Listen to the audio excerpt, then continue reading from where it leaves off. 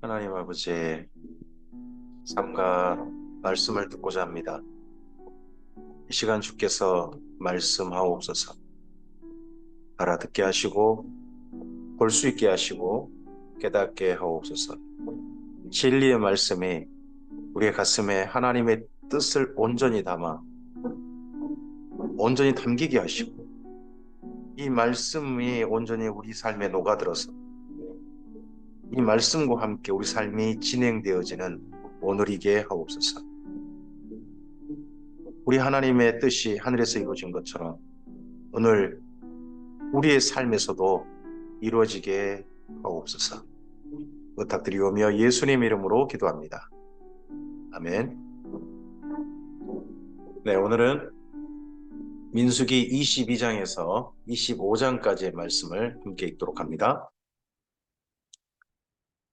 네, 민수기가 이제 모압 평지 이야기로 넘어왔습니다. 가나안 땅 정복의 예행 연습 같은 시간들입니다. 근데 그때 가장 주의해야 될 내용이 오늘 말씀 속에 들어 있습니다. 이스라엘 민족을 향한 마지막 시험이기도 합니다. 그게 바로 우상 숭배와 저주에 대한 대처입니다. 민수기 22장입니다. 이스라엘 자손이 또 길을 떠나 모압 평지에 진을 쳤으니 요단 건너편 곧 여리고 맞은편이더라. 여기가 이제 이스라엘 민족이 모세와 이별했던 그 장소이기도 합니다. 십불의 아들 발락이 이스라엘이 아모리인에게 행한 모든 일을 보았으므로 모압이 심히 두려워하였으니 이스라엘 백성이 많음으로 말미암아 모압이 이스라엘 자손 때문에 번민하더라. 미디안 장로들에게 이르되 이제 이 무리가 소가 밭에 풀을 뜯어먹음 같이 우리 사방에 있는 것을 다 뜯어먹으리로다 하니 그때 십불의 아들 발락이 모압 왕이었더라. 그가 사신을 부올의 아들 발람의 고향인 강가 부돌에 보내어 발람을 부르게 하여 이르되 보라 한 민족이 애굽에서 나왔는데 그들이 지면을 덮어서 우리 맞은편에 거주하였고 우리보다 강하니 청하건대 와서 나를 위하여 이 백성을 저주하라. 내가 혹 그들을 쳐서 이겨 이 땅에서 몰아내리라. 그가 복을 비는 자는 복을 받고 저주하는 자는 저주를 받을 줄을 내가 알미니라. 모압 장로들과 미디안 장로들이 손에 복채를 가지고 떠나 발람에게 이르러 발락의 말을 그에게 전했답니다. 발람의 고향이 부올의 아들 발람이라는 사람이 우리 신약성경에서 거짓 선지자의 대명사로 많이 알려진 이름이죠. 근데 그의 고향이 강가 부돌이라고 되어 있습니다. 여기 강가란 유브라데 강을 말합니다. 유브라데 강변 부돌입니다. 그러니까 이 가나안 사람이 아닌 거죠.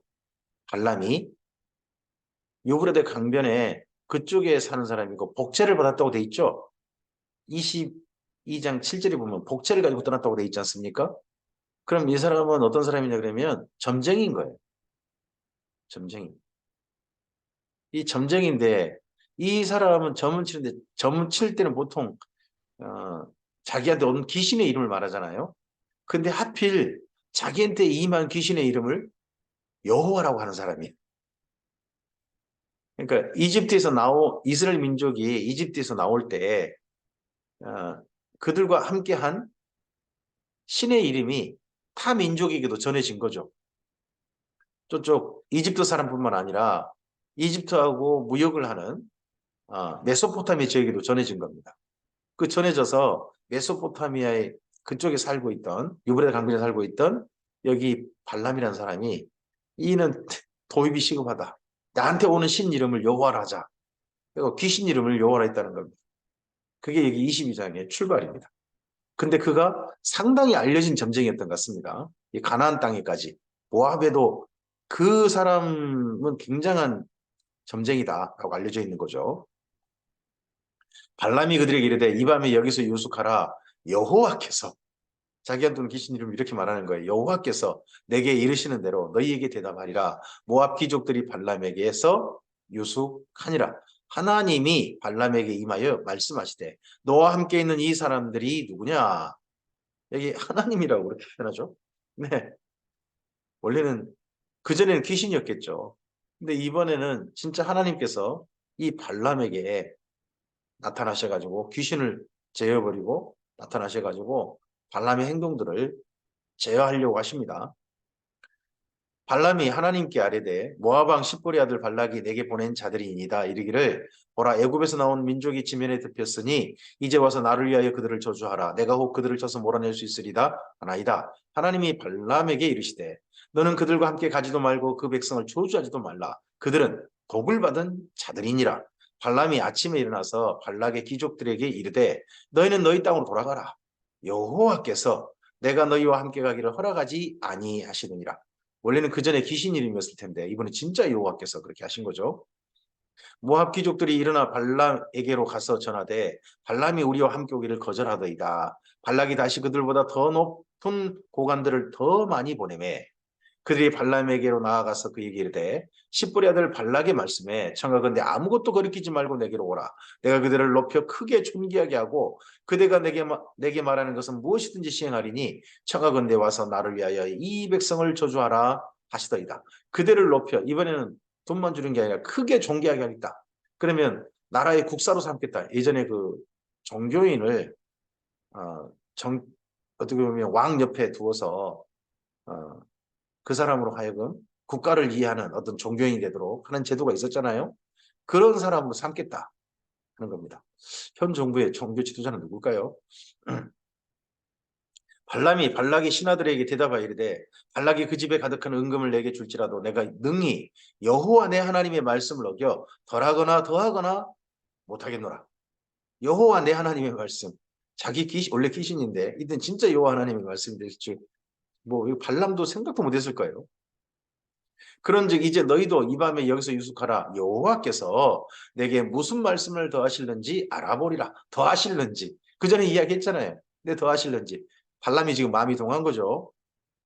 이 사람도 귀신에 따른 사람인데 귀신에 따른 사람의 특징이 뭡니까? 자기를 높여준다 그러고 자기한테 좋게 해준다 그러면 그 말에 혹하는 겁니다. 욕심에 딸리는 거죠. 욕심을 따라서 갑니다. 왜요? 귀신은 사람들의 욕심을 부추기니까요. 밤에 하나님이 발람에게 임하여 이르시되 그 사람들이 너를 부르러 왔거든 일어나 함께 가라. 그러나 내가 내게 이르는 말만 준행할지니라. 발람이 아침에 일어나서 자기 나귀의 안장을 지우고 모압 고관들과 함께 갔다는 겁니다. 이게 발람이 진짜 하고 싶었던 일이었겠죠.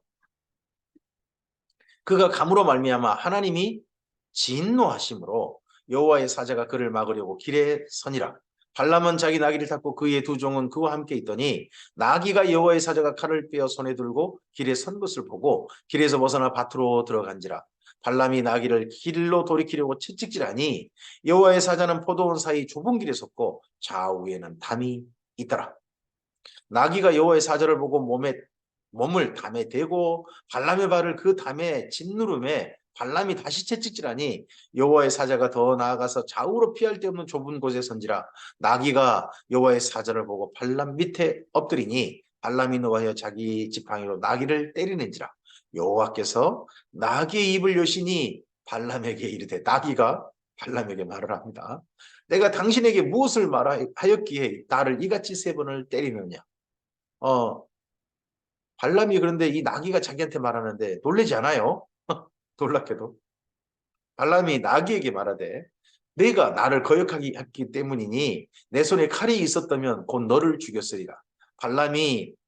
나귀가 발람에게 이르되 나는 당신이 오늘까지 당신의 일생 동안 탄 나귀가 아니냐. 내가 언제 당신에게 이같이 하는 버릇이 있었더냐. 그가 말하되 없었느니라.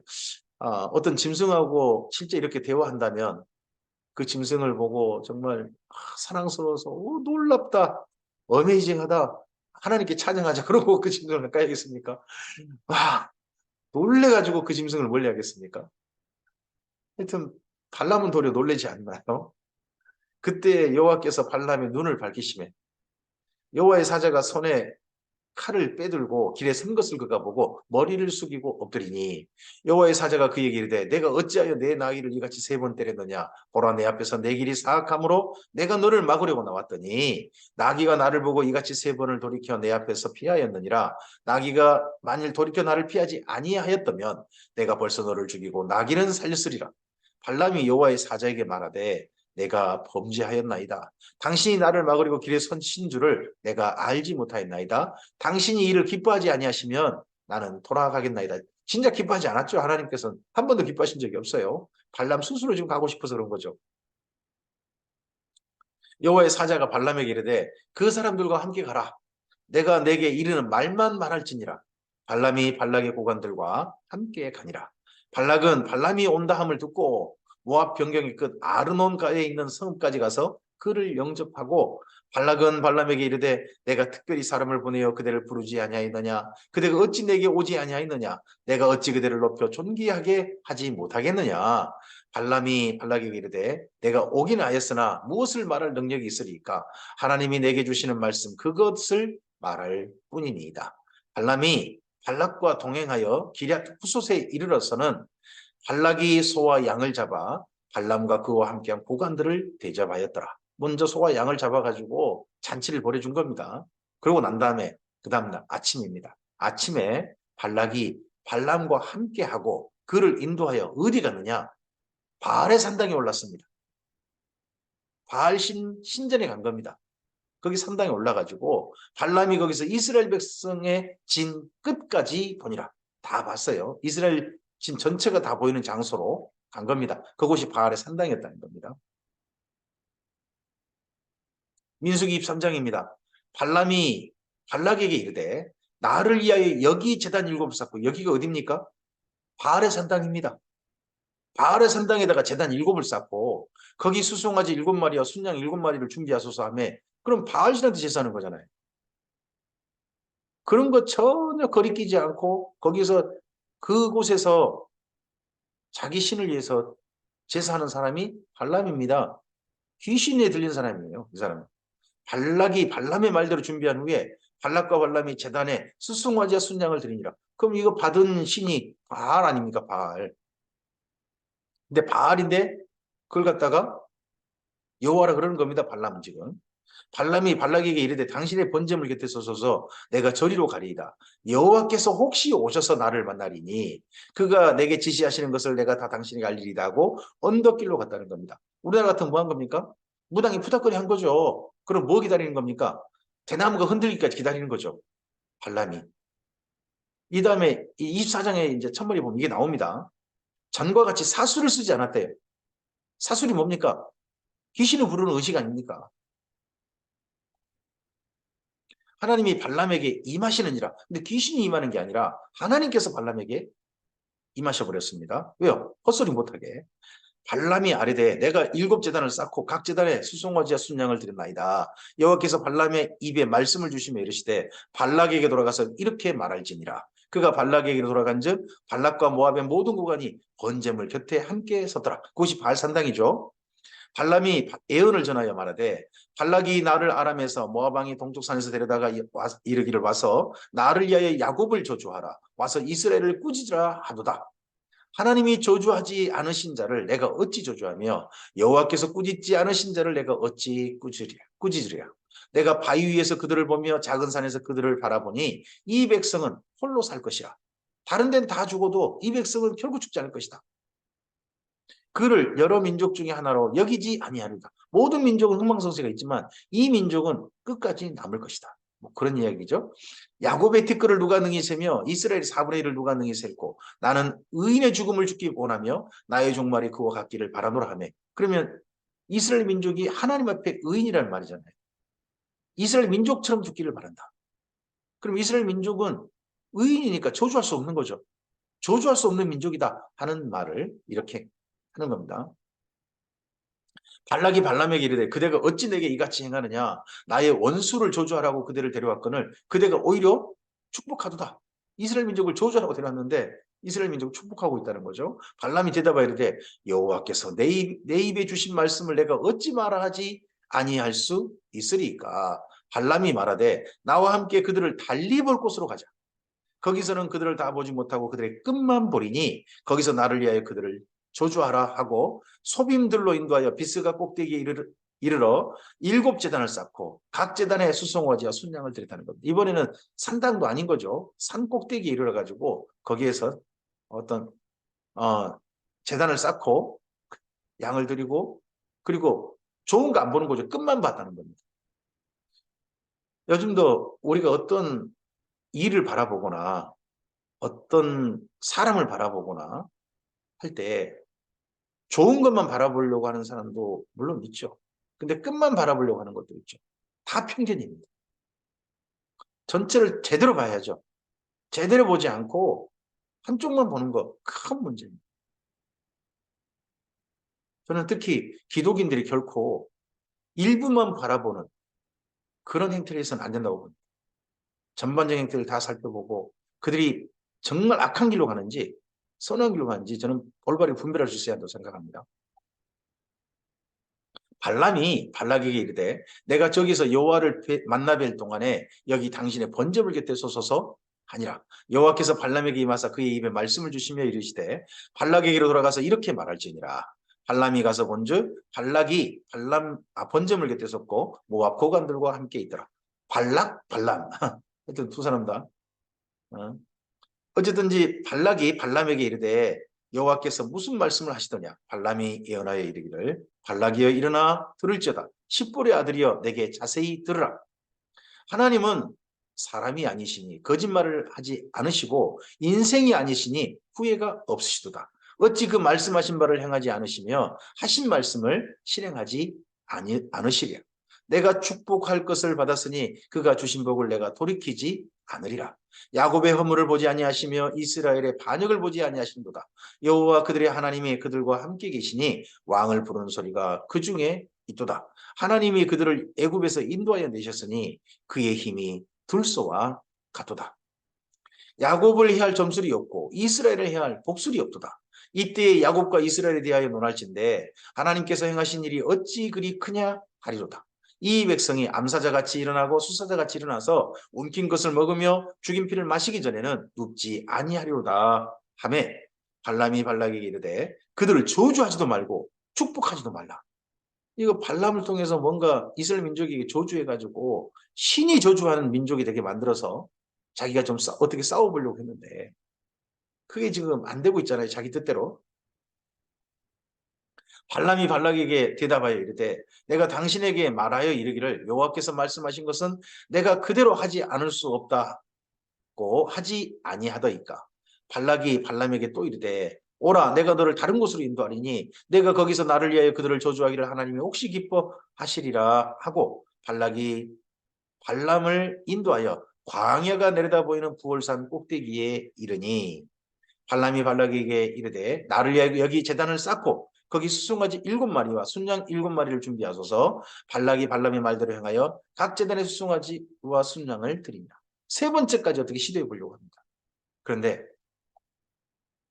24장입니다.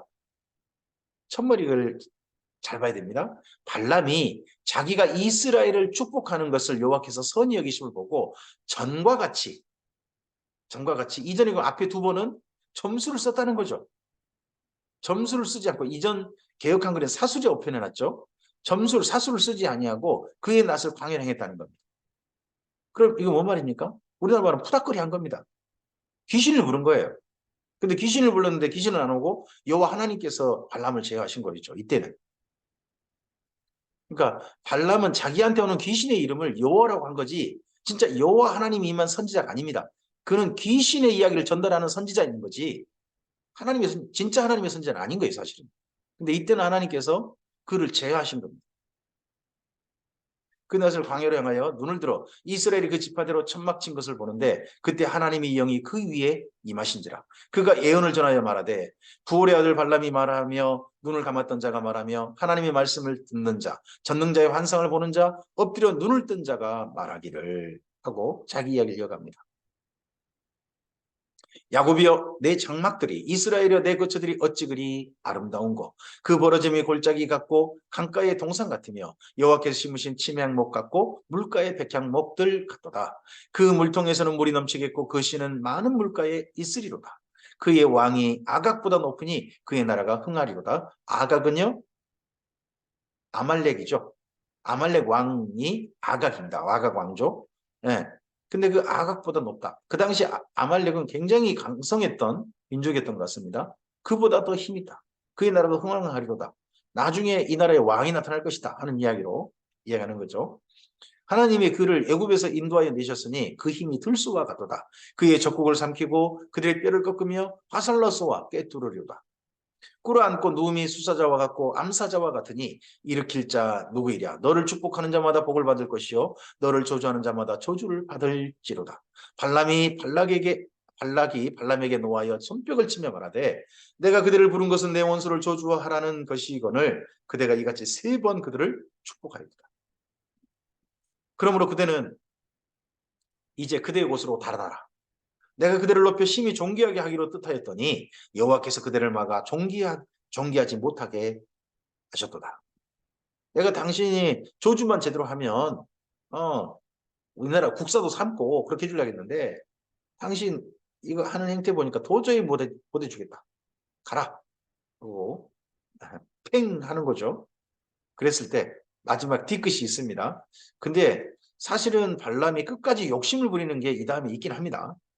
발람이 발락에게 이르되 당신이 내게 보낸 사신들에게 내가 말하여 이르지 아니하였나이까. 가령 발람이 그 집에 가득한 은금을 내게 줄지라도 나는 여호와의 말씀을 어기고 선악과는 내 마음대로 행하지 못하고 여호와께서 말씀하신 대로 말하리라 하지 아니하였나이까. 이렇게 겉으로 말을 하는데요, 속으로는 욕심을 챙긴 사람들만 있다는 겁니다. 저는 목회자라 할지라도 내가 하나님의 말씀대로 살아야 된다, 하나님의 말씀을 전한다 하면서 뒤로는 소위 말 우리나라 말로 호박씨 깐다는 말, 자기 욕심을 챙기고 하는 사람이 있다면 그 사람은 발람과 똑같이 저는 하나님을 빙자한 귀신 들린 사람일 수 있다고 생각합니다. 이 발람은 여호와의 이름으로 하지만 이렇게 자기가 하나님의 내 마음대로 못하고 하나님 말씀하신 대로 한다고 하지만 사실은 자기 욕심을 끝까지 행하고 있거든요. 이 다음에 보면 이런 사람이 있다면 발람과 똑같은 거짓 선지자일 겁니다. 귀신 들린 자인 거죠. 이제 나는 내 백성에 돌아가거니와 들으소서. 내가 이 백성이 후일에 당신의 백성에게 어떻게 할지를 당신에게 말하리다 하고 이 백성이 이스라엘 민족이 모압에게 어떤 일을 할지를 예언하여 이르기를 부올의 아들 발람이 말하며 눈을 감았던 자가 말하며 하나님의 말씀을 듣는 자가 말하며 지극히 높으신 자의 지식을 아는 자 전능자의 환상을 보는 자 엎드려 눈을 뜬 자가 말하기를 내가 그를 보아도 이때의 일이 아니며 내가 그를 바라보아도 가까운 일이 아니로다. 그러면 먼 좀 시대가 이때로부터 좀 먼 일이란 거겠죠. 한 별이 야곱에게서 나오며 한 규가 이스라엘에게서 일어나서 모압을 이쪽에서 저쪽까지 쳐서 무찌르고 또 셋의 자식들을 다 멸하려다. 이런 이가 누굽니까? 나중에 다윗이 되겠죠. 그의 원수 에돔은 그들의 유산이 되며 그의 원수 세일도 그들의 유산이 되고 그와 동시에 이스라엘은 용감히 행하리라. 에돔까지도 점령한 그런 이스라엘 민족의 왕, 그가 바로 다윗 아니겠습니까? 주권자가 야곱에게서 나와서 남은 자들을 그 성읍에서 멸절하려다 하고 또 아말렉을 바라보며 예언하기를 아말렉은 민족들의 으뜸이나 그의 종말은 멸망이 이르리로다 하고 또 겐 족속을 바라보며 예언하여 이르기를 내 거처가 견고하고 내 보금자리는 바위에 있도다. 겐 족속은 이스라엘 민족과 함께한 모세의 장인 그 족속들이죠. 그러나 가인이 쇠약하리니 나중에는 아수르의 포로가 되리로다 하고 또 예언하여 이르기를 슬프다 하나님이 이 일을 행하시리니 그때의 살자가 누구이랴. 기띔 해변에서 베들이 와서 아수르를 학대하며 예배를 괴롭힐 것이나 그도 멸망하리로다 하고 이 기띔 해변에 베들이 나온다. 기띔의 함대, 이들이 놀랍게도 로마입니다. 나중에 보면 로마예요. 로마가 전 세계를 이 메소포타미아를 점령하게 하는 그런 큰 나라가 되는 거죠. 메소포타미아를 점령한 나라가 먼저는 아수르, 바벨론이죠. 그 메소포타미아를 점령한 그 다음 나라가 페르시아죠. 그 페르시아를 점령한 나라가 누굽니까? 그 다음 나라가 헬라입니다. 헬라로 또 점령한 그 메소포타미아를 점령한 헬라, 거기를 또 점령한 나라가 어느 나라입니까? 바로 로마죠. 그 기띔의 해변에서 나오는 함대. 발람이 일어나 자기 곳으로 돌아가고 발락도 자기 길로 갔더라라고 여기 민수기 24장 일단 돼 있습니다. 근데 그렇지 않았다 하는 것이 이 다음에 보면 민수기 보면 나옵니다. 25장 내용이요. 25장이 죄송합니다.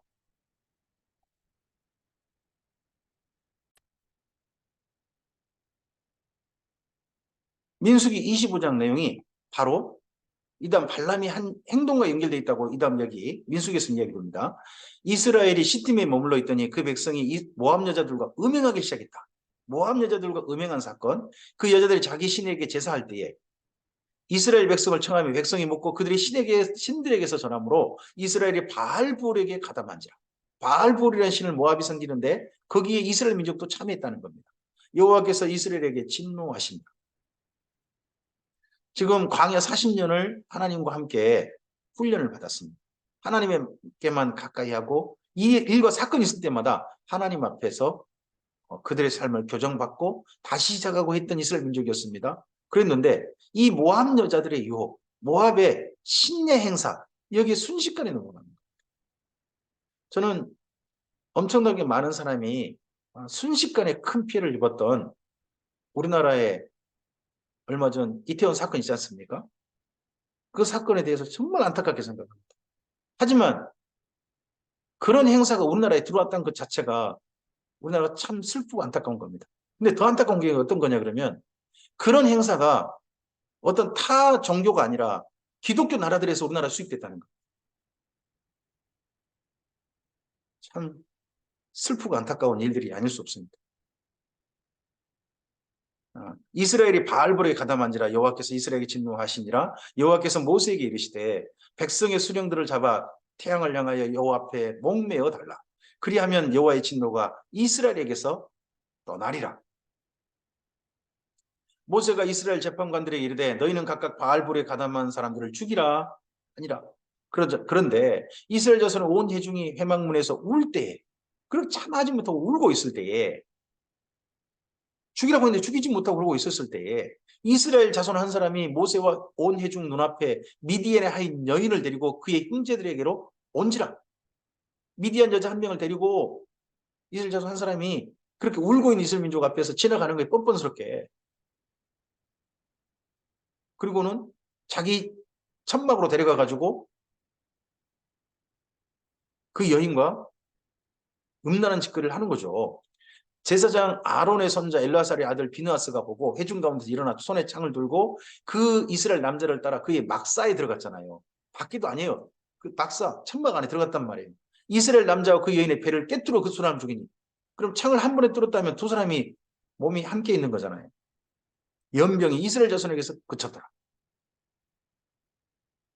이때 정말 이 끔찍한 음행의 사건에 이스라엘 민족의 시므온 지파 그쪽이 함께한 게 이단이 보입니다. 그 연병으로 죽은 자가 무려 24,000명입니다. 여호와께서 모세에게 말씀하시되 제사장 아론의 손자 엘르아살의 아들 비느하스가 내 질투심으로 질투하여 이스라엘 자손 중에 내 노를 돌이켜서 내 질투심으로 그들을 소멸하지 않게 하였도다. 그러므로 말하라. 내가 그에게 내 평화의 언약을 주리니 그와 그의 후손에게 영원한 제사장 직분의 언약이라. 그래서 아론의 직계 후손에게 영원히 제사장 직분이 주어질 것이다. 그가 그의 하나님을 위하여 질투하여 이스라엘 자손을 속죄하였음이니라. 근데 이게요, 영원히 되지 않아요. 영원히 되지 않습니다.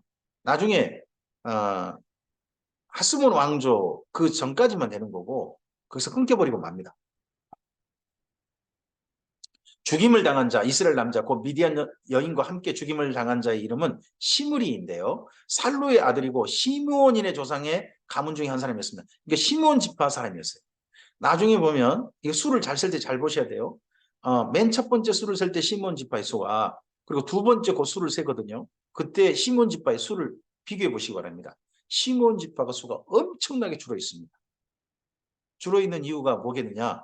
이 모압 여인 사건에 적극 가담한 한 지파가 있었는데 그 모압 여인들 음행 사건에 시므온 지파가 지파 전체적으로 참여했던 것 같습니다.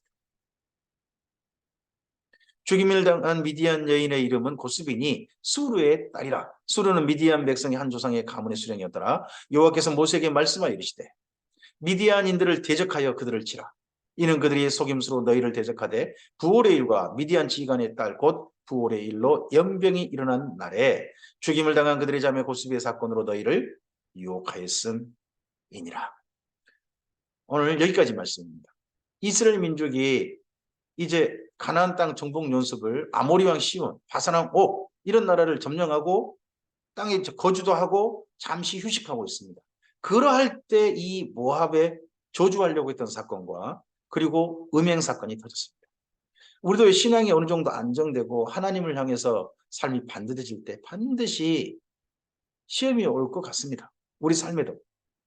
그럴 때 결코 우리 그리 흔들리지 말아야 합니다. 시험의 대표적인 게 뭡니까? 욕심을 따르게 하는 겁니다. 탐욕 사건 이런 거에 그리고 옆에 나라하고 좀 친하게 지내고 좀 잘해주면 그 잘해준 것 때문에 그 사람과 잘 지내려고 우리의 거룩함을 저버리는 그런 일이 결코 있어서는 안 됩니다. 하나님께서 우리의 삶에 주실 때는 모든 사람과 할 수만 있으면 화평하라고 합니다. 단 조건이 있습니다. 거룩함을 지키는 가운데 화평하라고 합니다. 이런 말씀들이 우리의 삶에 오늘 기억되었으면 좋겠습니다. 오늘 우리의 삶이 욕심을 따르지 않고 하나님의 말씀을 따라가는 하나님의 거룩을 따라가는 하나님의 백성으로서 구별되어진 삶으로 갔으면 좋겠습니다. 이 땅에 있는 모든 사람들과 할 수 있으면 친하게 지냅시다. 그러나 결코 우리의 거룩이 훼손되지 않게 합시다. 어려운 숙제일 수 있습니다. 하지만 그러한 삶으로 우리가 오늘 나간다면 우리의 삶 속에 신앙의 흠결이 될 수 있는 큰 문제가 터질 수 있는 그러한 길들을 미리 막을 수 있는 미리 결코 그 길로 접어들지 않을 수 있는 또한 오늘 하루가 될지도 모릅니다. 주께서 선하신 길로 우리를 인도하시기 바랍니다. 우리의 삶에 하나님의 은혜와 진리와 거룩함이 오늘 하루 가득히 나타나기를 주님의 이름으로 축복합니다. 성령 충만한 은혜가 가득하시기를 주님의 이름으로 다시 한번 축복합니다. 감사합니다.